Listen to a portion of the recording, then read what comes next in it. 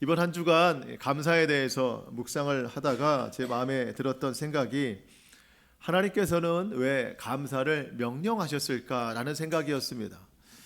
여러분, 성경에 그 많은 부분에 있어서 감사를 말씀하시는데 그 중에 이 감사에 대해서 명령하시는 구절들이 꽤 많아요. 여러분, 시편의 말씀 중에서 이렇게 시작되는 시편들을 여러분 많이 기억하실 텐데요. 여호와께 감사하라. 그는 선하시며 인자하심이 영원함이로다. 아마 이런 구절 많이 들어보셨을 거예요.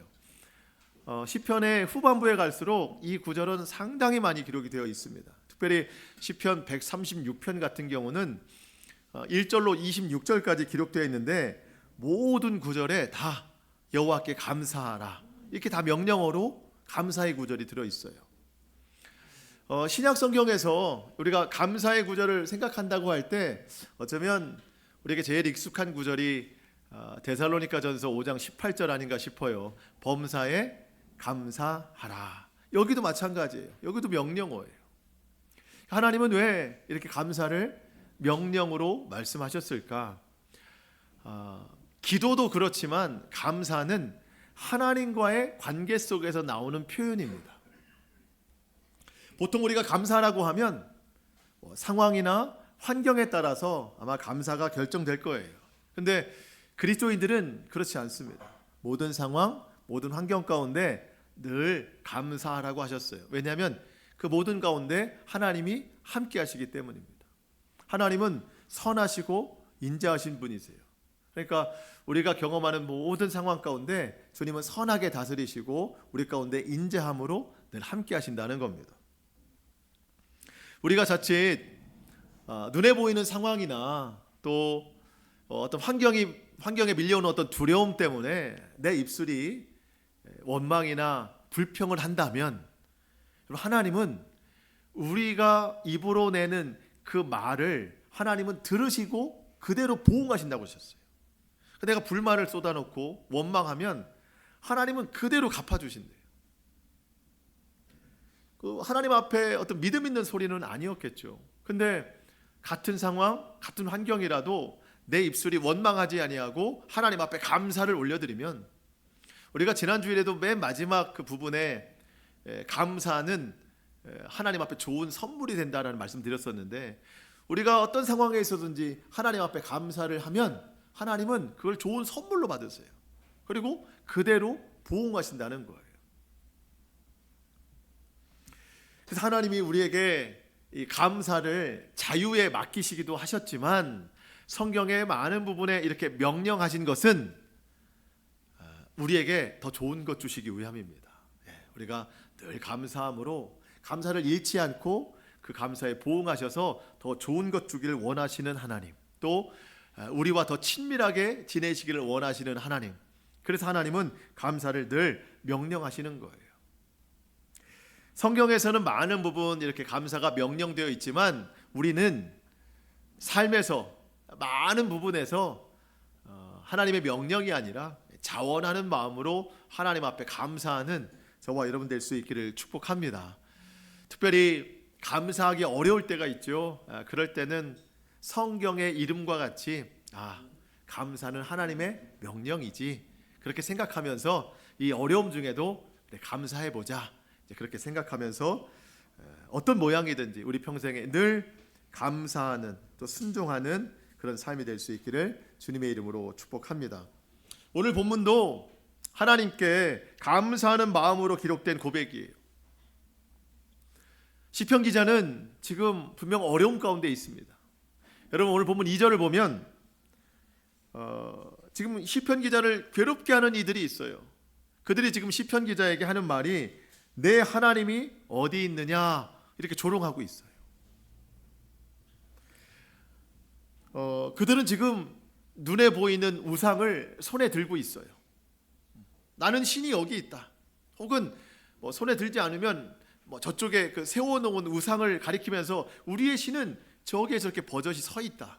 근데 너의 신은 도대체 어디 있느냐, 보이지 않지 않느냐, 이렇게 조롱하고 있어요.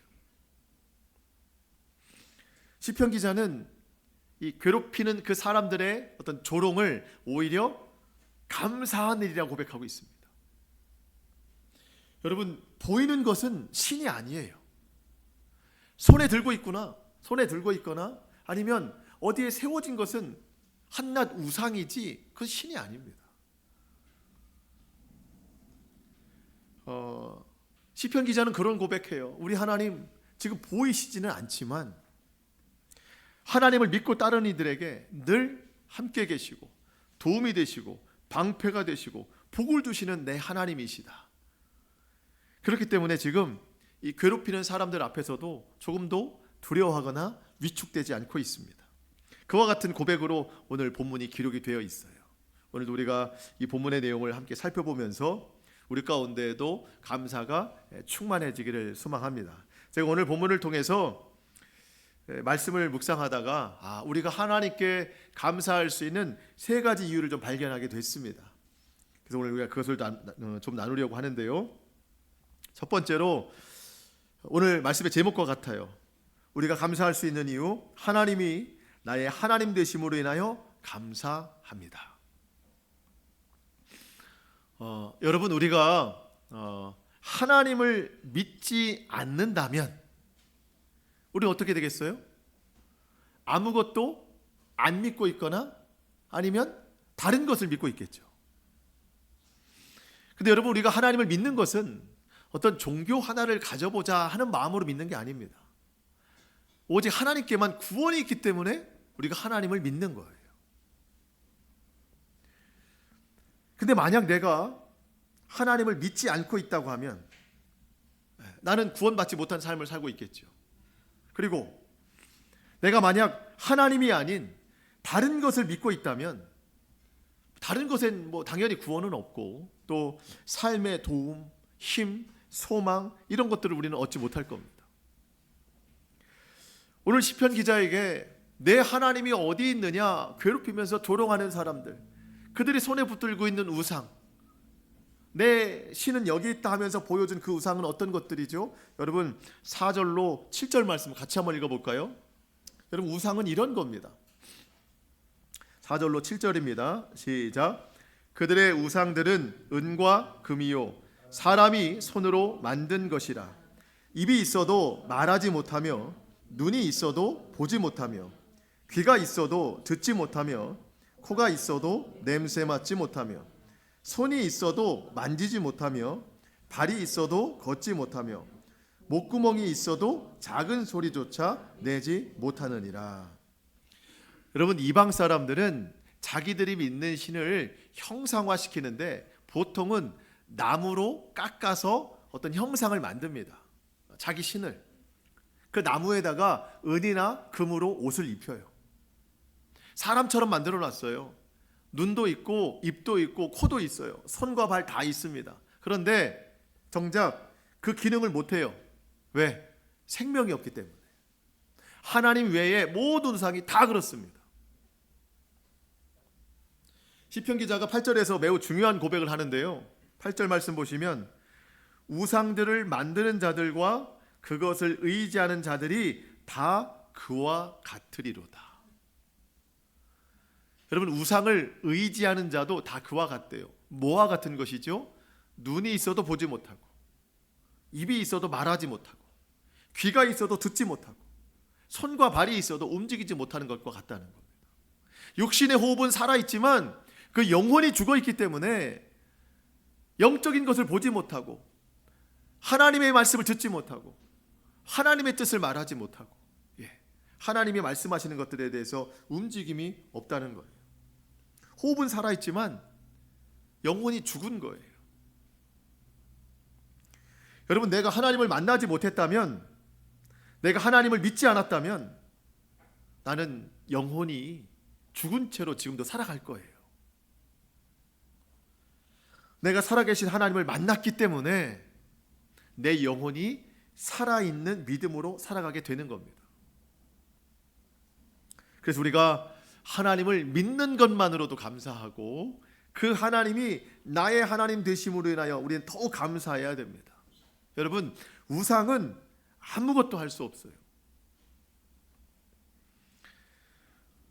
여러분, 사람이 그 우상을 섬긴다고 해서 좋은 자리에다 딱 갖다 놔요. 뭐 신전이나 어디 좋은 자리에 갖다 놔요. 근데 갑자기 뭐 뜻하지 않게 뭐 비가 새거나 아니면 뭐 위험에 처하거나 그랬을 때 우상이 스스로 움직여서 자리를 피해야 되는데 우상은 그럴 수가 없어요. 사람이 갖다 놨으면 우상은 한 발자국도 움직일 수가 없어요. 여러분, 그런 우상을 섬기고 있으면 얼마나 어리석은 일이냐는 거예요. 사무엘상 5장에 보면은요, 참 안타까운 일이 벌어졌어요. 하나님의 언약궤, 말씀이 기록된, 십계명이 기록된 이 돌 두 개의 돌판이 있는 이 언약궤를 블레셋에게 뺏겼습니다. 그래서 이 블레셋이 언약궤를 가져가면서 우리가 저 이스라엘의 신을 이겼다. 그래서 이 언약궤를 자기들의 신 다곤이라고 하는 자기들의 신전에 갖다 놓고 다곤 신상 앞에 언약궤를 딱 갖다 놨어요. 왜냐하면 이겼다는 거예요. 우리 신이 이겼다는 거예요. 그러면서 다음날 가보니까 오히려 다곤 신상이 넘어져 있는 거예요. 하나님의 언약궤 앞에 넘어져 있는 거예요. 자, 그러면 우상이 능력이 있으면 어떻게 해야 돼요? 스스로 일어나야죠. 근데 일어날 수가 없어요. 생명이 없기 때문에. 그래서 이방 선지자들이 갔다가 다시 세워놨어요. 그게 우상입니다. 무슨 일이 있었겠지 했어요. 다음날 가보니까 또 넘어졌는데 머리와 손과 발이 다 깨졌고 몸뚱이만 남았더라. 다곤 신상이. 하나님과 대적하려고 했던 이방신은 완전히 무너지는 거예요. 여러분, 사람보다 못한 우상을 섬긴다고 하는 것은요, 매우 어리석은 일입니다. 그렇지만 우리가 믿는 하나님은 어떤 하나님이십니까? 3절 말씀 보시면 오직 우리 하나님은 하늘에 계셔서 원하시는 모든 것을 행하셨나이다. 하늘에 계시다고 하는 것은 하나님의 위치를 뜻하기보다도 하나님의 높으신 권세와 능력을 말하는 거예요.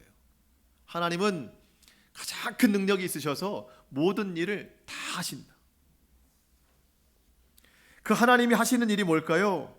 하나님을 의지하는 자에게 도움과 방패가 되신다는 겁니다. 여러분, 우리 축복의 말씀을 함께 선포하도록 하겠습니다. 9절로 11절, 하나님이 나에게 이렇게 하실 것을 믿고 함께 축복을 선포합니다. 9절로 11절입니다. 시작. 이스라엘아, 여호와를 의지하라. 그는 너희의 도움이시요 너희의 방패시로다. 아론의 집이여, 여호와를 의지하라. 그는 너희의 도움이시요 너희의 방패시로다. 여호와를 경외하는 자들아, 너희는 여호와를 의지하라. 그는 너희의 도움이시요 너희의 방패시로다. 하나님이 저와 여러분의 도움이 되시고 방패가 되신다는 겁니다. 우리가 간혹 하나님 말고 다른 것을 의지할 때가 있어요. 근데 의지하다 보면은요, 결국 내가 의지할 분은 하나님 한 분밖에 없구나 하면서 다시 돌아오게 돼요. 여러분, 우리가 사람을 의지할 것도 아니고 물질을 의지할 것도 아닙니다. 뭐 건강이나 환경도 의지할 것이 아닙니다. 여러분, 우리가 의지한다는 건 뭐예요? 도움받고자 함이잖아요. 뭔가 힘이 되고자 함이잖아요. 그런데 내가 사람에게 도움받고자 하잖아요. 내가 뭐 물질에게 도움받고자 하잖아요. 내가 뭐 환경이나 건강을 의지하려고 하다 보면 내가 의지하려고 도움 청하다가 힘이 더 빠져요. 여러분, 그런 거 못 느끼셨어요? 사람을 의지하려고 사람에게 도움을 청하다 보면은요, 거기서 힘 다 빠져요. 여러분, 물질을 의지하기 위해서 우린 돈을 벌잖아요. 근데 돈을 벌다가 건강을 잃어요. 뭘 얻으려고 하다가 아무것도 얻지 못하고 도리어 잃는 게 많아요. 의지한다는 자체가 이 세상 것은 보통 어려운 게 아닙니다. 근데 여러분, 하나님을 의지한다? 어떻게 하면 돼요? 믿으면 돼요. 기도하면 돼요. 감사하면 돼요. 하나님 의지하다가 힘 빠질 일 없어요. 그냥 하나님의 이름을 부르면 그게 의지하는 거예요. 그렇게 내가 하나님의 이름을 부르고 기도하면 하나님은 나의 도움이시요 나의 방패가 되신다고 했어요. 분명 여러분 올 한 해 그렇게 살아오셨으리라고 믿습니다. 하나님 의지하면서.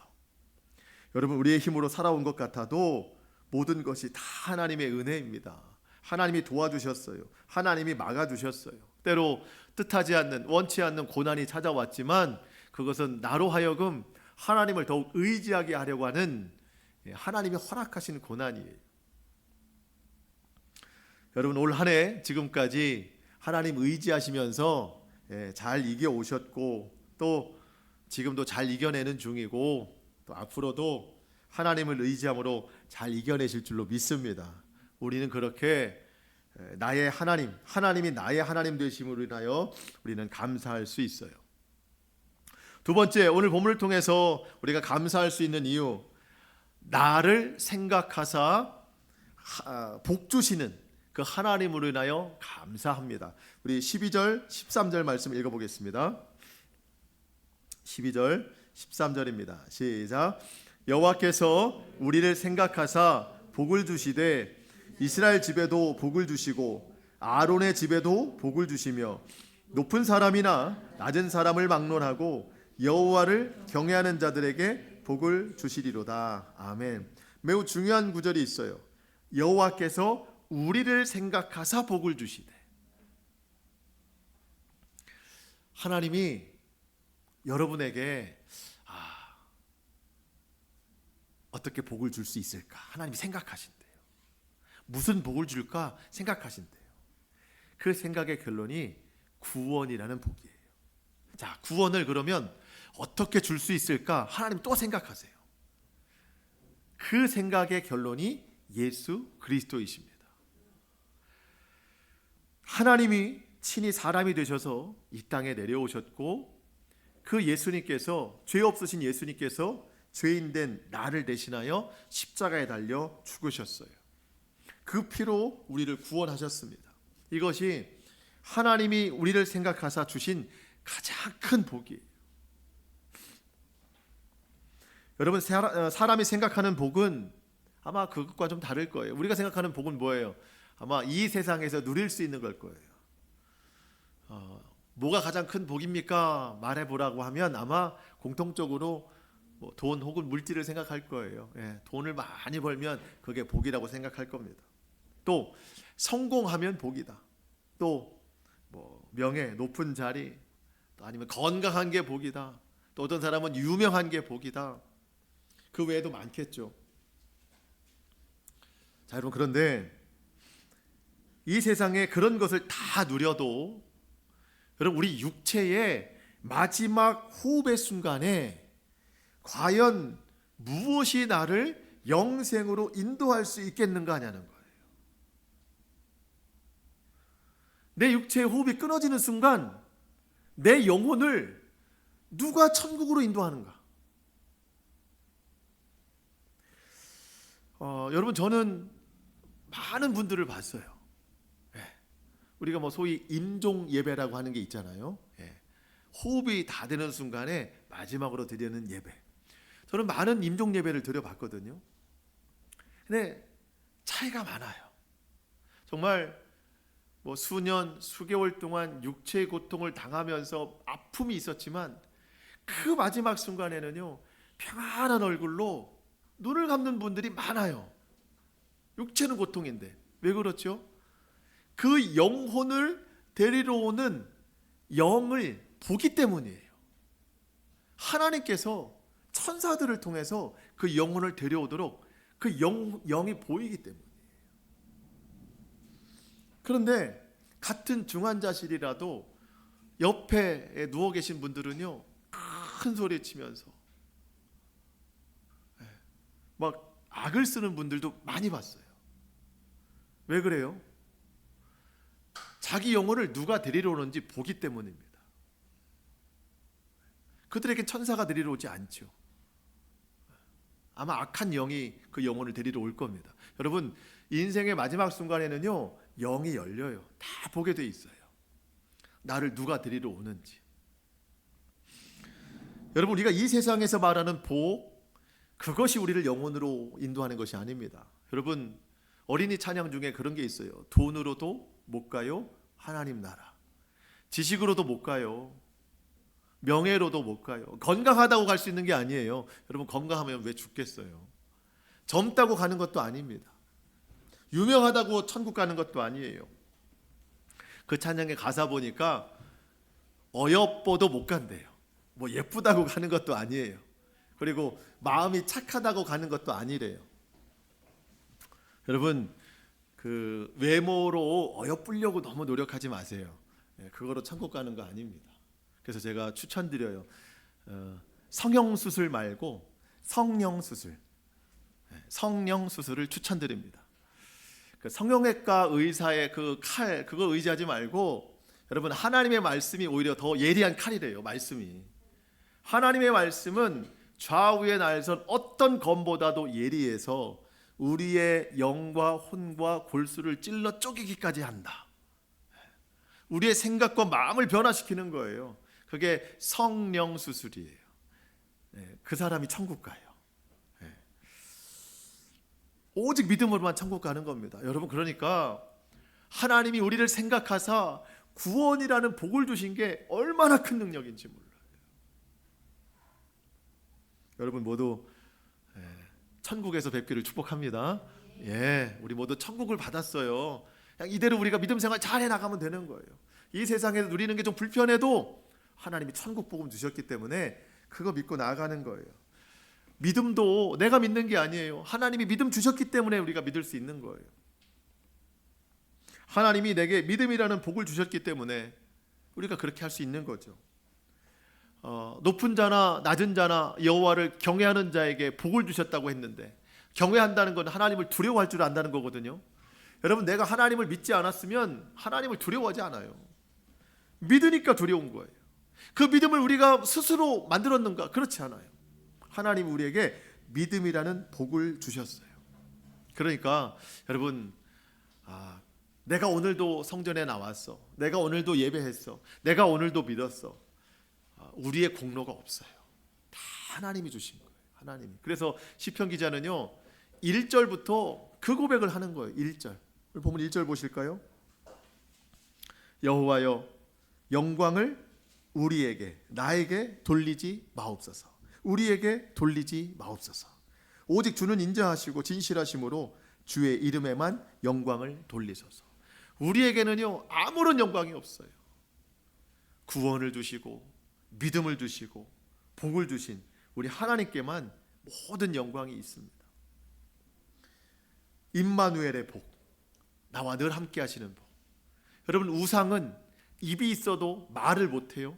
근데 우리 하나님은 우상과 같지 않으신 분입니다. 우리에게 늘 말씀하시는 분이에요. 우상은 귀가 있어도 듣지 못해요. 우리 하나님은 우리의 모든 기도를 다 들어주십니다. 그리고 응답하세요. 우상은 손과 발이 있어도 움직이지 못해요. 우리 하나님은 지금도 살아계셔서 손으로 행하시고 발걸음으로 인도하시면서 늘 우리와 동행하시죠.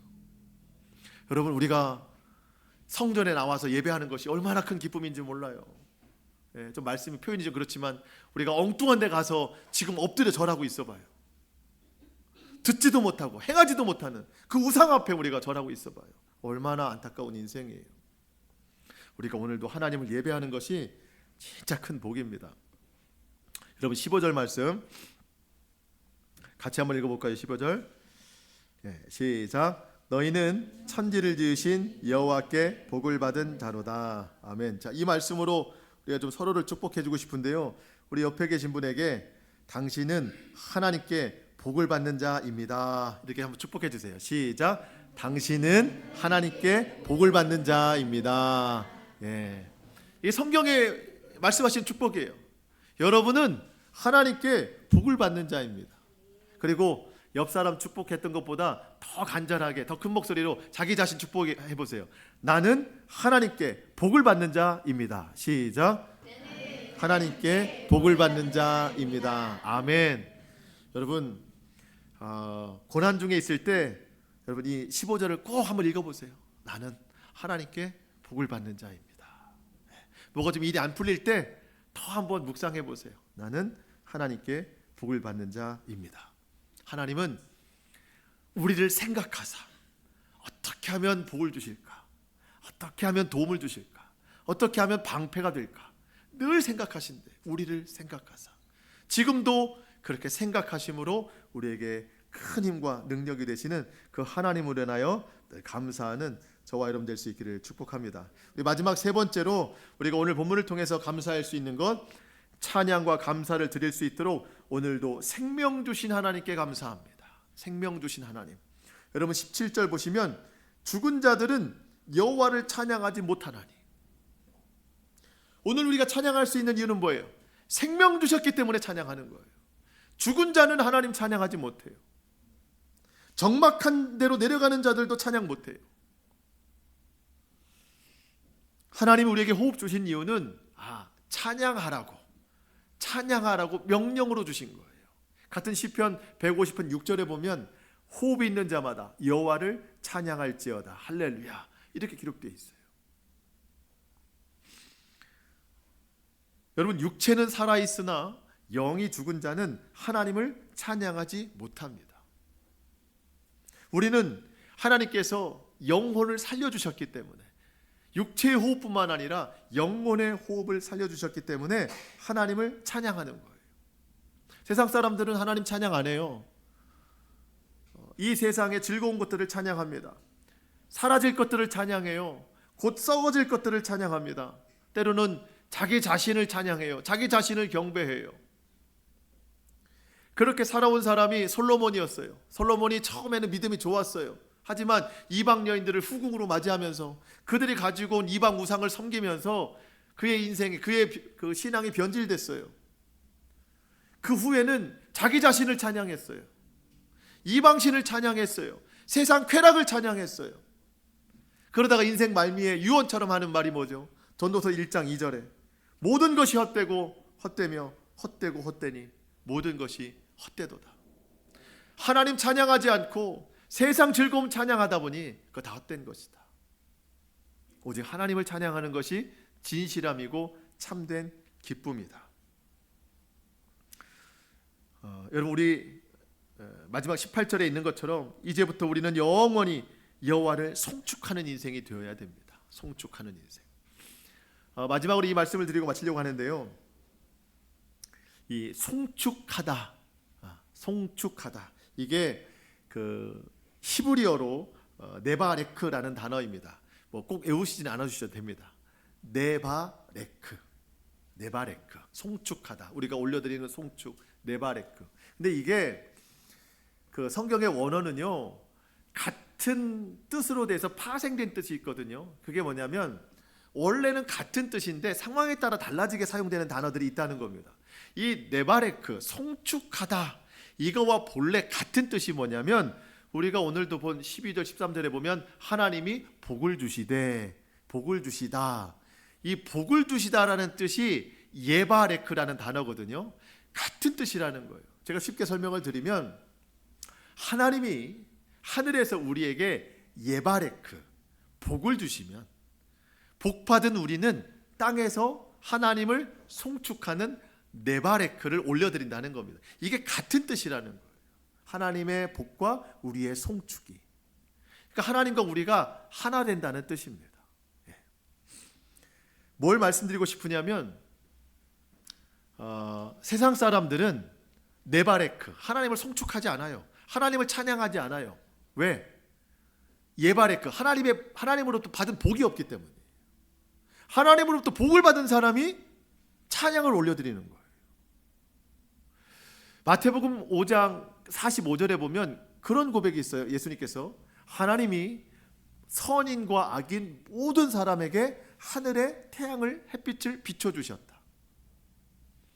이거는 일반 은총이에요.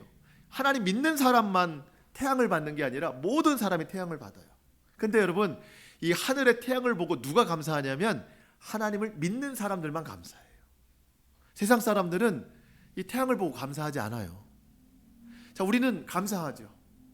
이 지나는 가을 보고도 감사하고 돌아올 겨울을 보고도 감사하고 모든 순간 우리는 감사해요. 그러니까 하나님이 주신 복을 감사하니까 그 감사를 다시 송축으로 올려드리니까 하나님은 또 생각하세요. 또 어떤 복을 줄까? 또 복이 내려와요. 예바레크가 내려오죠.